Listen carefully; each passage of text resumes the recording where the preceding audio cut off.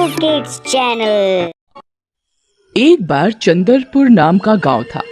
वैसे तो ये गांव काफी खुशहाल था, लेकिन वहाँ कई दिनों से कुछ अजीब सी घटनाएं होने लगी थी। वहाँ रात में अमावस्या के दिन लोगों को कुछ भूतिया आवाजें आने लगती। एक रात गांव में बड़ी जोर जोर से किसी औरत के रोने की आवाजें आती हैं और अगली सुबह पुत्तन, कुछ आवाज सुने थे रात में।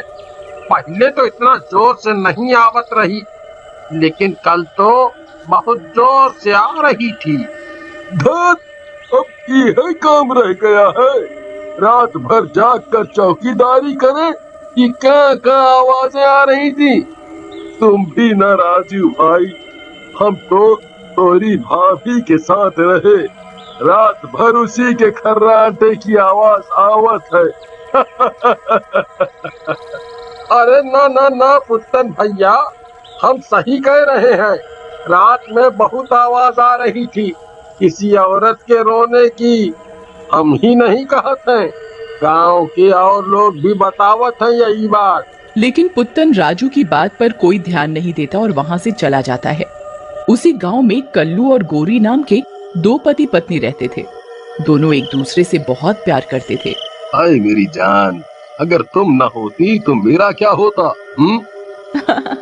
अरे छोड़ो जानू, जब अपना मतलब होता है तो चले आते हो लुलु लुलु करके।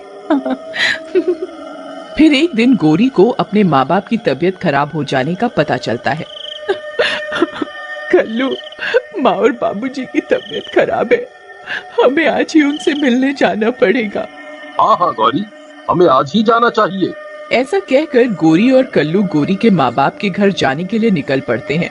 लेकिन जैसे ही वो दोनों निकलते हैं उन्हें पुत्तन मिल जाता है। अरे कल्लू भैया, इतनी रात में कहाँ जा रहे हो?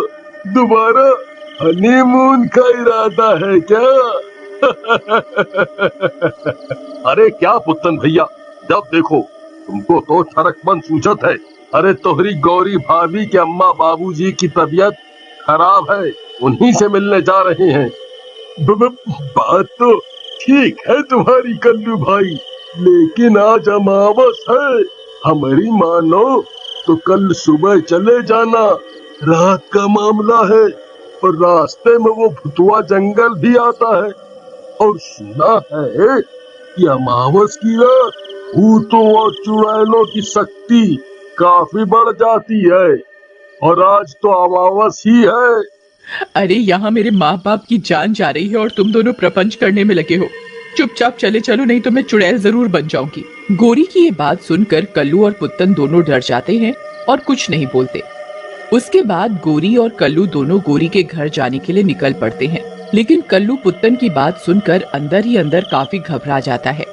गौरी, हम लोग निकल तो आए हैं, लेकिन अगर उस नास मिटे पुत्तन की बात सच निकली तो, जैसा कि वो मनहूस मारा कह रहा था, है?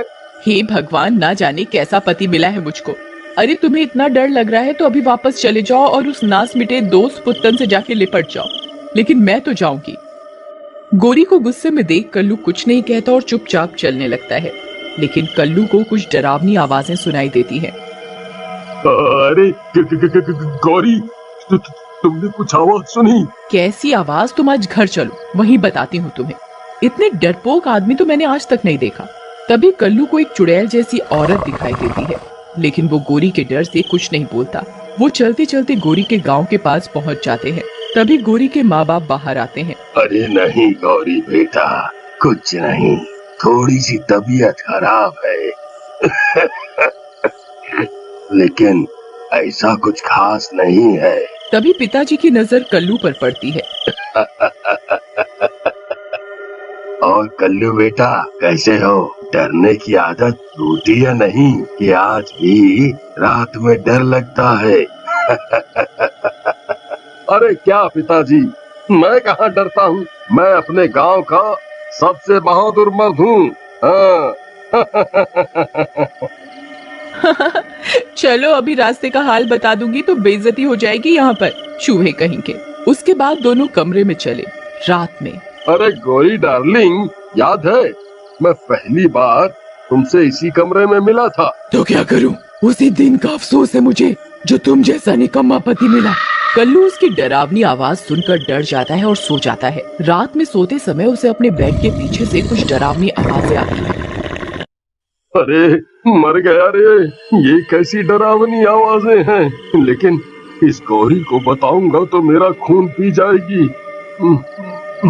ऐसा कहकर कल्लू फिर से सो जाता है और डर के मारे गौरी को कुछ नहीं बताता। अगली सुबह वो अपनी सास के पास जाता है। अरे मम्मी, रात में मुझे अपने बेड के पीछे से कुछ डरावनी आवाजें आ रही थी। अरे कुछ नहीं बेटा, तुम थक गए थे, शायद तुमने नींद में कोई भयानक सपना देख लिया होगा, कुछ नहीं है। फिर उसी रात कल्लू और गौरी सो रहे होते हैं कि तभी कल्लू को वही डरावनी आवाजें फिर से सुनाई देने लगती हैं और वो जाग जाता है। वो देखता है कि गौरी वहाँ नहीं है। अरे ये रात में गौरी कहाँ चली गई?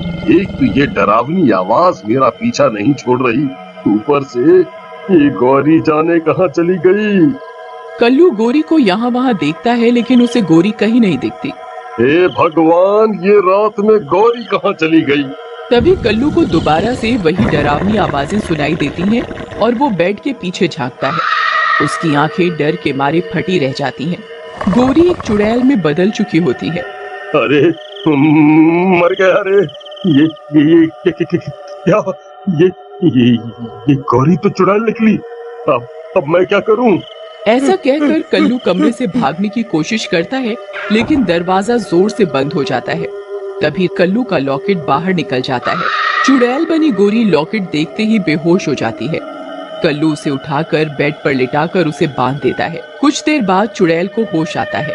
अरे मुझे छोड़ दो चुड़ैल जी, देखो मैं मरना नहीं चाहता। मैं तुम्हें कुछ नहीं करूंगा, मुझे जाने दो, मुझे जाने दो। मेरे हाथ खोल दे, मेरे हाथ पैर खोल दे, खोल मुझे। अगली सुबह गौरी से चुड़ैल का साया हट जाता है और वो फिर से गौरी बन जाती है। फिर कल्लू गौरी को सारी बात बताता है।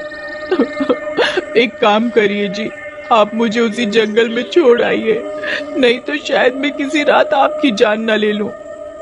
कैसी बात करती हो गौरी, मैं तुम्हारा पति हूँ। पति क्या सिर्फ अच्छे समय में साथ देने के लिए होते हैं? तुम चिंता ना करो, हम साथ मिलकर इस समस्या का कुछ ना कुछ उपाय निकाल लेंगे। फिर उसके बाद गौरी और कल्लू सारी बात गौरी के माँ बाप को बताते हैं। बात सुनने के बाद गौरी के पिताजी, वाह बेटा, मैं तो धन्य हो गया तुम्हारी जैसा बेटा पाके। तुम मेरी बेटी के इस पूरे समय में उसका कितना साथ दे रहे हो। वाह वाह।